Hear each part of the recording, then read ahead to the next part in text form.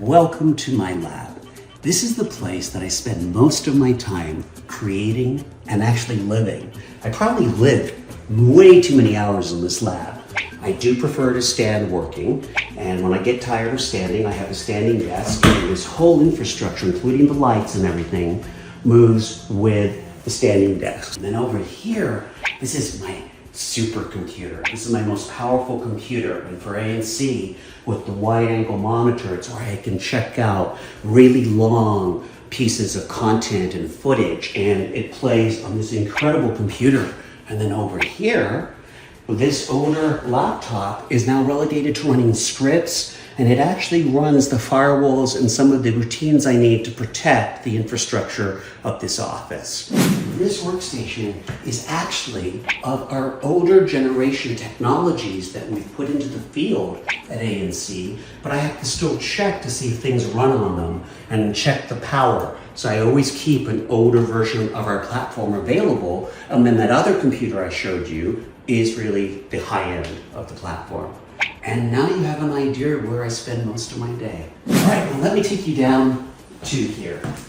Now, first thing I did is I put all the computers, which I thought was kind of cool, and I'm allowing them to roll. But here is what I consider my most high-end computer, and it has a 490 graphic card in it, an i9 processor, it has 64 gigs of memory, and basically this is where I test out how our graphics and our most high-end projects will work.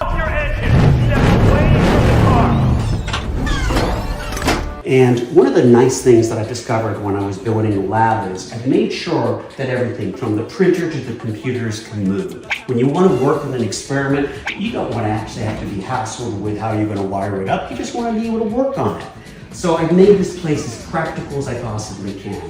The desks go up and down, and I love the fact that I can vary my work environment by having the standing desks. You also notice, which I really like, all the cables are kept in a beautiful cable area, and these particular ones that came from IKEA, this cable tray is really cool because it takes a lot of clutter and it takes it out of your environment. The other beautiful thing is with these standing desks is you can change your environment by moving the desks around, and everything here is actually flexible. So if I need more space, if I'm working on VR, I will actually move this whole desk like I am right now completely out of the way. And that's why I consider this a lab, because this is more than just a fixed office. It's a place where I can do whatever I need to do. You can do it! All right, so now that you got to see the lab, I'd like to explain why I have so many different screens. So the first thing is on my laptop here, this screen represents my business and how I do my day-to-day business at ANC, and also how I experiment and schedule myself. My iPad is my travel business computer, in which basically if I'm doing a small trip, I use the iPad. It's attached to cellular, and it also is responsible for my daily schedule. And I use Slack on it, which is a messaging app for business, and I can tell when I'm needed, etc. Over here is one of my most important and actually funny experiments. For some of you, you might recognize this is the Rogue Ally gaming machine, which it is a gaming device. However, this is my device that I am currently having a lot of joy hacking on. And what I'm actually working on is figuring out with this integrated chipset, which means this is a very slimmed down package of a computer, and it's a good little gaming device. But I'm actually learning that we can take this little slimmed down computer and run the professional software that I do in stadiums. So what is phenomenal, we are now coming to a point in which the software that I used to have to use $60,000 servers to run now can run on this small gaming unit and can actually run 3 screens in an average stadium. And I find that fascinating. So one thing I'm working on is how to reduce the costs of these deployments by using smaller and smaller hardware that is actually more powerful than the previous generations of hardware we've used. This is one of my cool new experiments. All right, so in my office, I had a little bit of memorabilia. I had a Star Trek plate with Captain Kirk. He was my most favorite captain because I am, after all, 60 years of age, and that was my television show when I was growing up. you'll have my different watches that I've worn over the different years. I have a Super Bowl coin that I got from going to the Super Bowl with my day job, which is pretty cool. And then below, we have some of the cool things of my first CDs that came out, and I have them here. I have the first iPad I ever used. I've got schematics of some of the motherboards that we use, the first iPod, and the different types of electronics.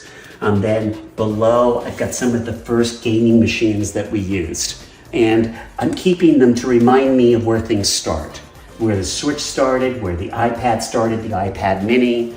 It's amazing because from these platforms, I have now expanded, and in my day job, when we're working on these huge deployments, it's hard to believe that we started with such small resolution, and today we're already doing things that are literally 8,000 times higher resolution than those items in that drawer. And by the way, nothing in there is over, from the perspective of technology, more than 15 years old, and it's already obsolete completely. I'm excited to be sharing with you my LED lighting in my office. I am working on ideas of how to make LED lighting actually enhance LED video boards in professional locations, how we can make the lighting interact with the content within the screen to make whole environments more immersive. Imagine if you went into an environment and you could actually have it react to you when you're speaking like it is right now.